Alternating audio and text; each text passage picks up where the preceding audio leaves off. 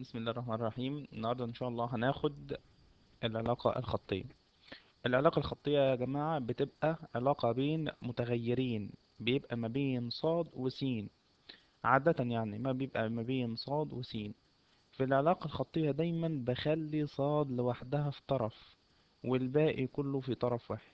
يبقى العلاقة الخطية دايما بخلي صاد في طرف والباقي كله في طرف واحد. أول ما بلاقي صاد في طرف والباقي كله في طرف واحد، بفرض قيم سين. بفرض 3 نقط. أول حاجة س بتساوي 1، بعد كده س بتساوي 2، بعد كده س بتساوي 3. يبقى العلاقة الخطية باختصار شديد، أول خطوة أعمل إيه؟ أودي صاد في طرف والباقي كله في طرف واحد. تاني خطوة بحط س بواحد، س باتنين، س بتلاتة، يعني بفرض 3 نقط. هتقول لي يعني ما انا ممكن احط 4 نقط. حط يا سيدي اللي انت عاوزه، حط 4، حط 5، حط 6، المهم ما يكونش اقل من 3. طيب بعد ما بفرض، طب هل 1 و2 و3 لازم؟ يعني طب انا عاوز احط 0 و100 و200، انت حر، حط اي نقطة. المهم تحط 3 نقط. وطبعا بتحط 1 و2 و3 عشان هم سهلين شوية. بعوض يعني ايه؟ يعني س بتساوي 1 يعني ايه، ويعني س بتساوي 2 يعني ايه، وس بتساوي 3 يعني ايه. ادي س اهي اللي هعوض فيها. س بتساوي 1 معناها بشيل س وبحط 1. يبقى لما اجي اعوض في اول واحدة، اهو هعمل ايه في التعويض؟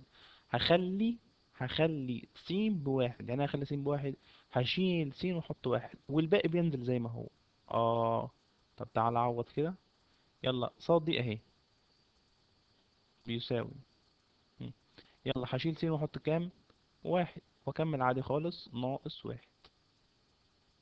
هيبقى 1 ناقص 1 بكام؟ بصفر.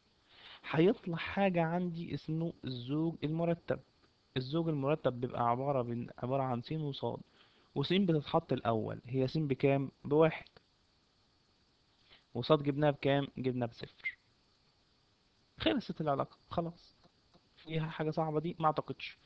نفس النظام هعوض س بكام؟ باتنين. هعوض س بكام؟ باتنين. طيب يعني ايه س باتنين؟ هشيل س واحط 2 بس. هتعمل حاجة تاني؟ لا، يبقى بحط صاد بتنزل زي ما هي. اللي يساوي بتنزل زي ما هي. ايه اللي بعد اللي يساوي؟ س. احنا اتفقنا هنشيل س ونحط كام؟ 2. وكمل عادي خالص. 2 ناقص 1. 2 ناقص 1 بكام؟ بواحد. هيطلع عندي الزوج المرتب.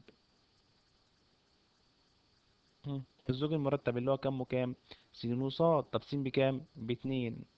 يبقى لما س ب2 صاد بكام؟ صاد بواحد. نفس النظام س بكام؟ ب3.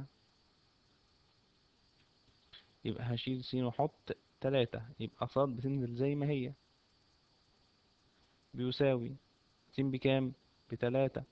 يبقى 3 ايه؟ اللي بعد س ناقص 1. ناقص 1. 3 ناقص 1 ب2. طيب 3 ناقص 1 ب2، يبقى بيطلع عندي الزوج المرتب. الزوج المرتب اللي هو س وصاد. س بكام؟ ب3.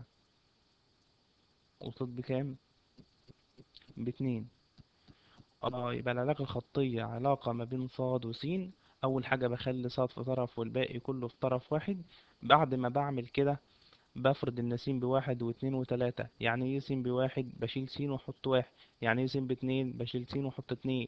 يعني ايه س ب3؟ بشيل س واحط 3. يبقى صاد بتنزل، اللي يساوي بينزل اهي. صاد صاد صاد يساوي يساوي يساوي.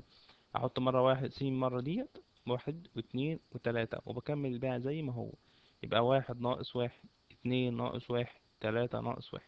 1 ناقص 1 بصفر، 2 ناقص 1 بواحد، 3 ناقص 1 باتنين. طيب 1 و0، 2 و1، 3 و2. دي اسمها الزوج المرتب. وبعد كده بمثلها على الشبكة البيانية، وده اللي في الدرس القادم إن شاء الله. والسلام عليكم ورحمة الله وبركاته.